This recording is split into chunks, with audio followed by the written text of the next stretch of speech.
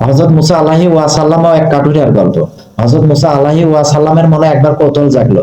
তিনি আল্লাহর কাছে আরজ করলেন, হে রাব্বুল আলামিন, আপনার অগণিত বান্দাদের মধ্যে এই মুহূর্তে সবচেয়ে ধৈর্যশীল ব্যক্তিকে, আমি তাকে দেখতে চাই। আল্লাহ উত্তর দিলেন, হে মুসা, তুমি অমুক গহীন জঙ্গলে চলে যাও, সেখানে গিয়ে এক কাঠুরিয়াকে দেখতে পাবে, সেই আমার সবচেয়ে ধৈর্যশীল ব্যক্তি। আল্লাহর নির্দেশ মতো হযরত মুসা আলাইহি ওয়াসাল্লাম সেই গহীন জঙ্গলে চলে গেলেন। গিয়ে দেখলেন এক ব্যক্তি শরীরে ঘাম ঝরিয়ে কুড়াল দিয়ে গাছের ডাল কাটছেন। লোকটির খুব কাছেই তার সন্তান পরম আনন্দে খেলাধুলা করছিল। হঠাৎ এক ভয়ঙ্কর দৃশ্য মুসা আলাইহি ওয়াসাল্লামের নজরে এলো। ঝোপের আড়াল থেকে একটি বিষধর সাপ বেরিয়ে এলো এবং শিশুটিকে দংশন করলো। শিশুটি বিষের নীল যন্ত্রণায় ছটফট করতে করতে কাঠুরিয়া চোখের সামনেই মারা গেল। কাঠুরিয়া তার কাজ থামিয়ে কয়েক মুহূর্ত নিথর হয়ে সন্তানের নিথর দেহের দিকে তাকিয়ে রইলেন। মুসা আলাইহি ওয়াসাল্লাম ভাবলেন, এখনই এক হৃদয় বিদারক আর্তনাদ শোনা যাবে। কিন্তু কাঠুরিয়া তার চোখের পানি মুছে আকাশের দিকে তাকিয়ে শান্ত কণ্ঠে বললেন, হে আল্লাহ, আপনি যা করেন নিশ্চয় তার মধ্যে কোনো কল্যাণ নিহিত আছে। আপনি প্রাণ দিয়েছেন, আপনি ফিরিয়ে নিয়েছেন, আপনার ফয়সালায় আমি সন্তুষ্ট। অথবা তিনি আবার তার কুড়াল তুলে কাজে মন দিলেন, যেন কিছুই ঘটেনি। হযরত মুসা আলাইহি ওয়াসাল্লাম অবাক হয়ে কাঠুরিয়ার কাছে এগিয়ে গেল। তিনি গিয়ে জিজ্ঞেস করলেন, হে আল্লাহর বান্দা, আপনি কেমন মানুষ? আপনার কলিজার টুকরা সন্তান আপনার চোখের সামনে মারা গেল, আপনি একটু বিচলিত হলেন না? আপনি কি ব্যথিত হননি? কাঠুরিয়া বিনয়ের সাথে উত্তর দিলেন, হে আল্লাহর নবী, পিতা হিসেবে আমার হৃদয়ে কষ্টের পাহাড় জমে গেছে। কিন্তু আমি জানি আমার আল্লাহ কখনোই অন্যায় করেন না। তার প্রতিটি হুকুমের পিছনে এমন এক রহস্য লুকিয়ে আছে যা আমার ক্ষুদ্র জ্ঞানে বোঝা সম্ভব নয়। তাই আমি আমার স্রষ্টার বিরুদ্ধে কখনোই অভিযোগ তুলব না। ঠিক তখনই গায়েবী আওয়াজ এলো। আল্লাহ তাআলা মুসা আলাইহি ওয়াসাল্লামকে বললেন, হে মুসা, তুমি দেখলে তো, দুনিয়ার মানুষের কাছে এটি একটি দুর্ঘটনা, কিন্তু আমার এই বান্দার কাছে এটি আমার পরীক্ষা।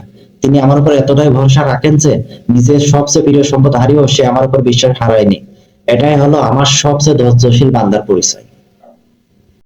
কখনো কি চিন্তা করছেন, একটু ভেবে দেখেছেন যে একটা সামান্য বেতন কিন্তু একটা বড় সাফল্য মেরে ফেলে? আপনি একটা চাকরিতে ঢোকার আগে অনেক রকম স্বপ্ন দেখেছেন যে এই করবে, এইভাবে গেলে এরকম হবে। কিন্তু চাকরিতে ঢুকবেন, তারপর মাস শেষে কিছু সামান্য বেতন পাবেন। সেই বেতনের মাধ্যমে কিন্তু আপনার সেই স্বপ্ন অনেক দূরে চলে যাবে।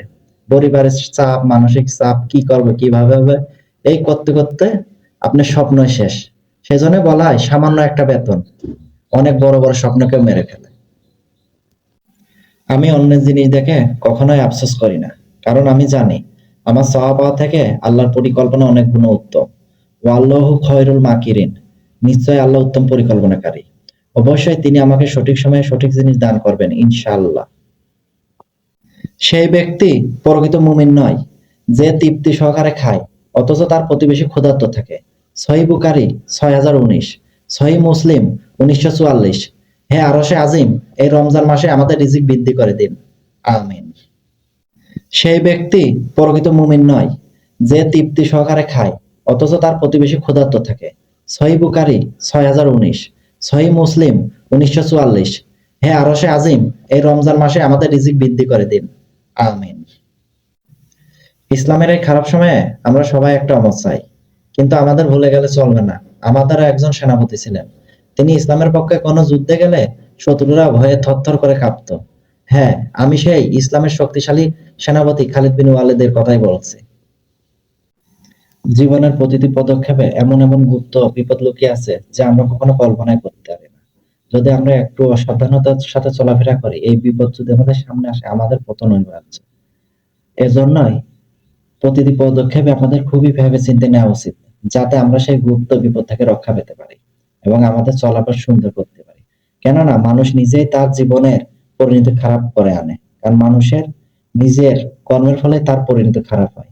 এজন্য ভেবে চিন্তে কাজ করা উচিত আমাদের।